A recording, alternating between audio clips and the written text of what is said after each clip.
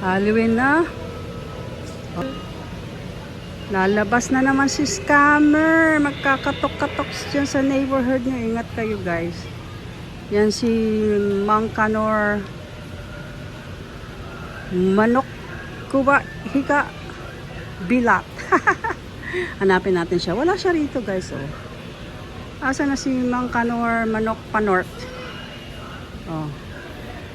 Alam ko may kamukha siya rito. Hanapin natin. Where are you, Mang Kanor Panort kuba hika bilat harbitero scammer? Asan ka?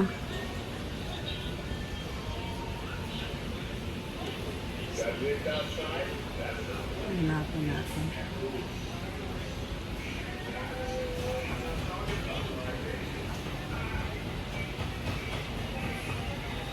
Oh!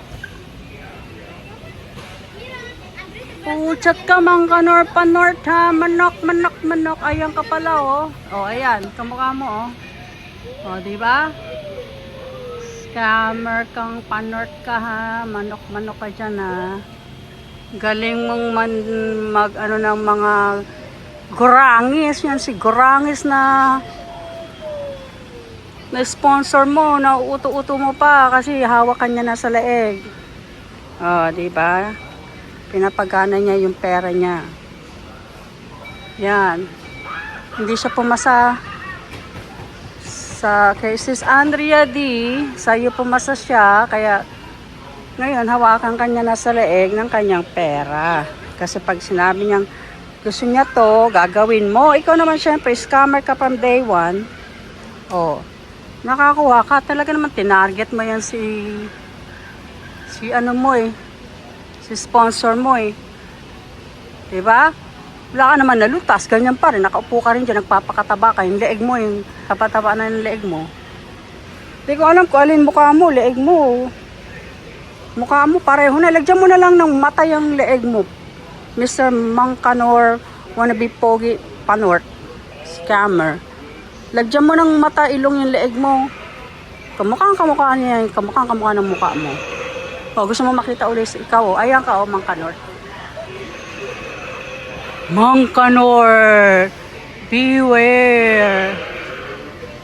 Scammer sa social media. Ang dami ng mga kababaihan na binastos niya, pati yung nakatulong sa kanya na sobra-sobra binastos na rin.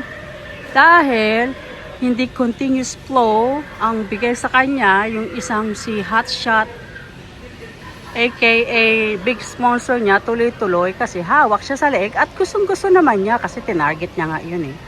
O di ba? Tuloy-tuloy support mo. Mang Panort, manok-manok kayo dyan. Kinain na yung manok, tinain na yung manok, angas-angas pa rin, nag-i-scam pa rin.